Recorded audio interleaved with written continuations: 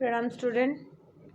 बेटा आज हम लोग अपना 7th चैप्टर ले रहे हैं। ये 7th चैप्टर जो है ये आपका यूनिट टेस्ट में आने वाला है। थर्ड यूनिट टेस्ट में हमारा 5, 6 और 7 चैप्टर आ रहे हैं। तो ये चैप्टर की एक्सरसाइज कर लेना और साथ ही साथ मैंने आप लोगों को फिगर ऑफ स्पीच कराया है। तो फिगर ऑफ स्पीच भी वर्कबुक से जो चैप्टर है 5, 6, 7 में से ही मैंने लिया है। तो ये इतने आप लोग कर लेना। ओके, तो आज हम हमारा 7 चैप्टर स्टार्ट कर रहे हैं। पैकिंग।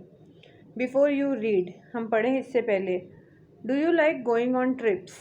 क्या आपको ट्रिप पर जाना पसंद है? ऑब्वियसली ऐसा रेयर ही कोई होगा जो कहेगा कि नहीं मुझे नहीं पसंद है ट्रिप पे जाना। ट्रिप पे जाना तो सभी को पसंद आता है। What kind of trips do you enjoy most? आपको किस तरह का ट्रिप्स सबसे ज़्यादा पसंद आता है? मतलब ऐसे कौन से ट्रिप होते हैं जिसमें आप ज़्यादा एंजॉय करते हो? जैसे कई बार हम फैमिली के साथ जाना पसंद करते हैं, कुछ लोग फ्रेंड्स के साथ जाना पसंद करते हैं, कुछ लोग एडवेंचरस ट्रिप पसंद करते हैं। इस तरह से बहुत सारे ट्रिप होते हैं। आपको किस तरह का ट्रिप पसंद है? How do you feel about having to pack for a trip? अब सेकंड क्वेश्चन ये है कि ट्रिप पर जाने से पहले जब पैकिंग हमें करनी होती है तो आपको कैसा फील होता है? कुछ लोग तो बहुत एक्साइटेड होते हैं पैकिंग को लेकर, है ना। अगर पिकनिक की बात करें, हम स्कूल की पिकनिक आप जा रहे हो तो फिर एक हफ्ते पहले से ही आपकी पैकिंग चालू हो जाती है। भले कुछ खरीदते नहीं हो, लिस्ट बना लोगे, चॉकलेट एक दिन लोगे, एक दिन बिस्किट लोगे, कुछ ना कुछ इस तरह से पैकिंग होती है ना। फिर सामान भूल ना जाओ, लिस्ट बनाते हो। तो पैकिंग किस तरह से करते हो आप, या आप क्या फील करते हो? Have you ever discovered on a trip that you have forgotten to pack a few things you very much need और that you can't find them easily? तो कभी पिकनिक पर या ट्रिप पर जाते समय आपके साथ ऐसा कुछ हुआ है कि कुछ बहुत इंपॉर्टेंट चीज़ जिसको आप जो मतलब उसकी आपको बहुत ज़रूरत है लेकिन आप उसे पैक करना भूल गए, या वो चीज़ आपको आसानी से मिल नहीं रही होती है? जैसे हम जब पैकिंग करते हैं ना, मोस्टली पैकिंग कैसे होती है कि हम हमारे इम्पोर्टेंस के हिसाब से, जैसे मान लो जैसे सुबह उठना है, रात को हम गए हैं, सुबह हमें उठना है तो हम इस तरह से अपने सामान रखेंगे ना भाई। जैसे ब्रश है, पेस्ट है, वो एक जगह होनी चाहिए। हमें याद रहता है कि भाई ये चीज़ें हमने इस जगह रखी है तो हमें आसानी से मिल जाती है।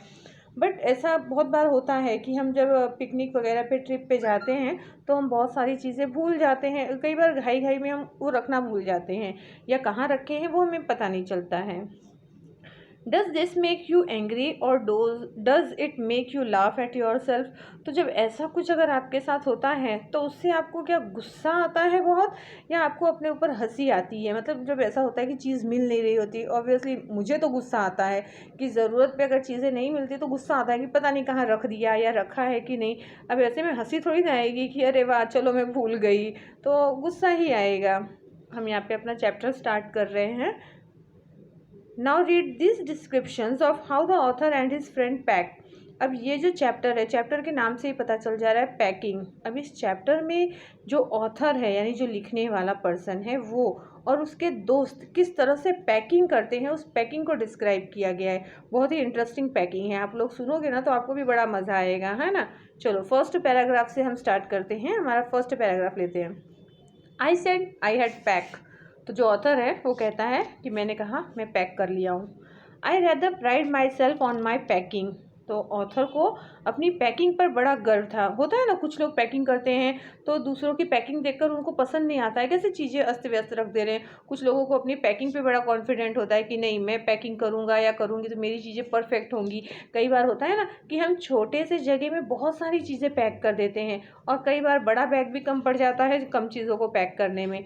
तो इसी तरह ऑथर को भी बड़ा गर्व था उसकी पैकिंग पर। Packing is one of those many things that I feel I know more about than any other person living. Packing एक ऐसी चीज़ है जो ऑथर को लगता था कि वो फील करता था कि वो इसके बारे में दूसरे जो पर्सन हैं उनको जितना नॉलेज है उससे कहीं ज़्यादा नॉलेज जो है वो ऑथर को है इस चीज़ के बारे में। It surprises me myself sometimes how many such things there are. तो ये सब चीज़ों से कई बार मतलब ऑथर खुद आश्चर्यचकित हो जाता था, सरप्राइज हो जाता था कि मतलब ऐसी बहुत सारी चीज़ें हैं जिसके बारे में उसे गर्व होता है कि वो दूसरों लोगों के कंपैरिजन में उसको उस चीज़ की ज़्यादा नॉलेज है। I impressed the fact upon George and Harris and told them that they had better leave the whole matter entirely to me.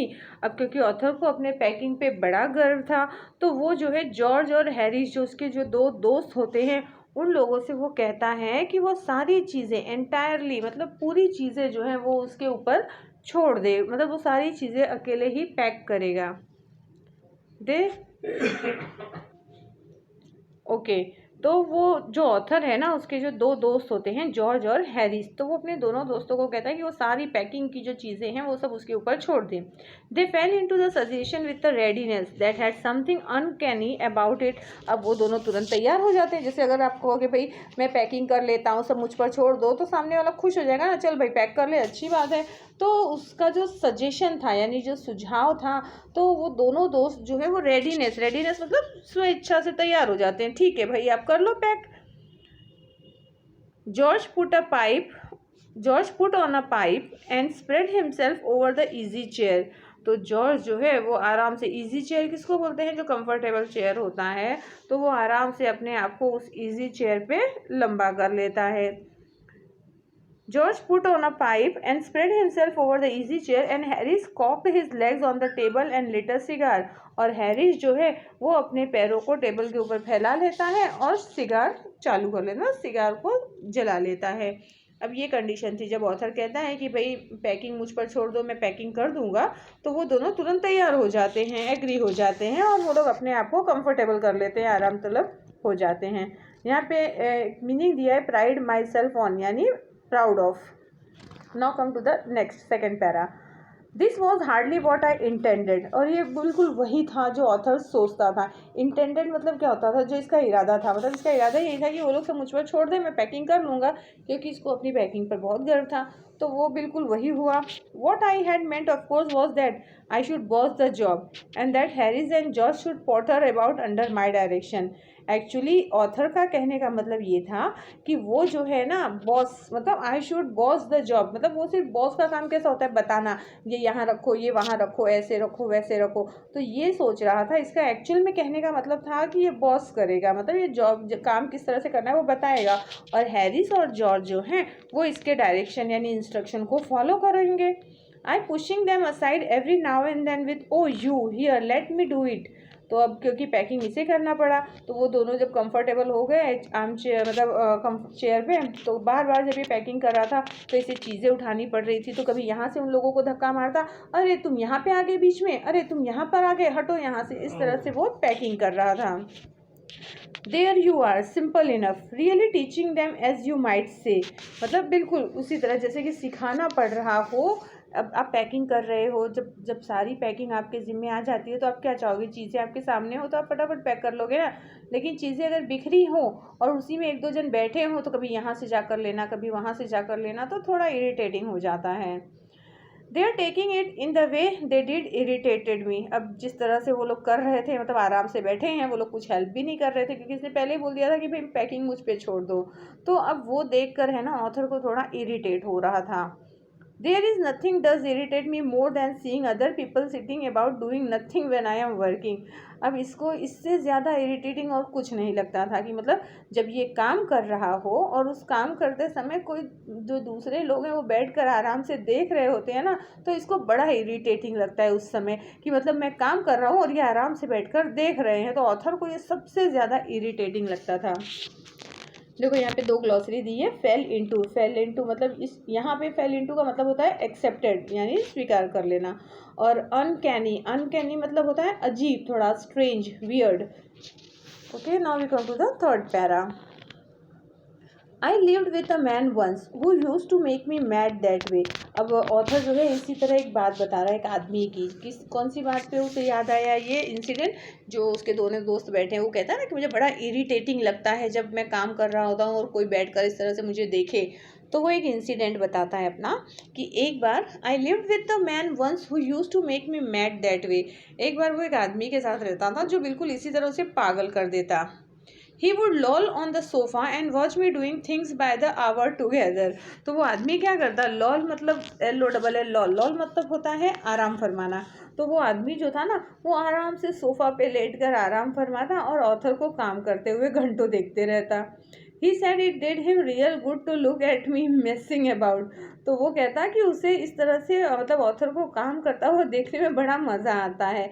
Messing मतलब होता है अव्यवस्थित करना चीज़ों को, मतलब डिसऑर्डर कर देना। अगर चीज़ें अच्छे से पड़ी हैं तो उसको यहाँ से वहाँ कर देना। तो वो जो उसका जो आदमी था जिसके साथ वो रहता था, उसको उसकी बातें मतलब इरिटेट करती थी ऑथर को।